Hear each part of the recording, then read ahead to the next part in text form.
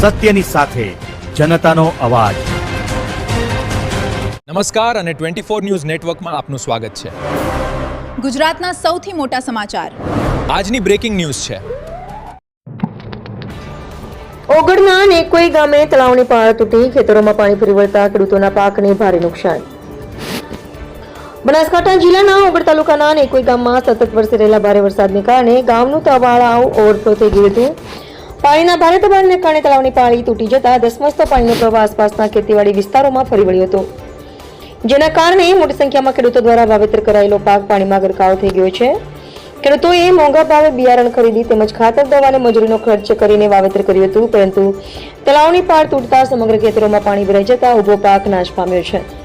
ભારે નુકસાનના કારણે ખેડૂતોમાં ચિંતાનું વાતાવરણ છવાયું છે। ખેતરોમાં હજુ પણ પાણી ભરાયેલું હોવાથી ફરીથી વાવેતર કરવાની શક્યતા પણ ઓછી હોવાનું ખેડૂતો જણાવી રહ્યા છે। જો વરસાદની સ્થિતિ યથાવત રહેશે તો નુકસાનમાં વધુ વધારો થવાની ભીતિ વ્યક્ત કરવામાં આવી રહી છે। સ્થાનિક ગ્રામજનો અને અસરગ્રસ્ત ખેડૂતોએ જિલ્લા વહીવટીતંત્રને તાત્કાલિક સ્થળ પર સર્વે કરી પાકના નુકસાનનો અંદાજ કાઢવાની માંગ કરી છે। સાથે જ રાજ્ય સરકાર દ્વારા યોગ્ય વળતર ચૂકવવામાં આવે તેવી રજૂઆત પણ કરવામાં આવી છે। આ ઉપરાંત ગ્રામજનોએ ભવિષ્યમાં આવી સ્થિતિ ફરી ન સર્જાય તે માટે કોઈ ગામના તળાવની પાળનું કાયમી ધોરણે મજબૂત સમારકામ કરવામાં આવે તે પણ સરકાર સમક્ષ માંગ ઉઠાવી છે।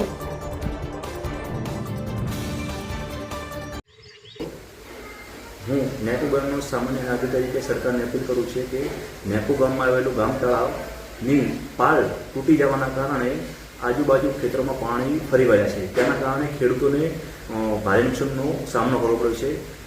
પાકોમાં ઝાડ તેમજ મગફળીનું ઘણા પ્રમાણમાં નુકસાન થયું છે। તેથી સરકારને નમ્ર અપીલ છે કે રાહત પેકેજની તાત્કાલિક જાહેરાત કરવામાં આવે, તેમજ અમારા તળાવને પાળ બાંધી આપવામાં આવે અથવા ત્યાં ડીપ બનાવી દેવામાં આવે। જય હિન્દ, જય ભારત। બરાબર।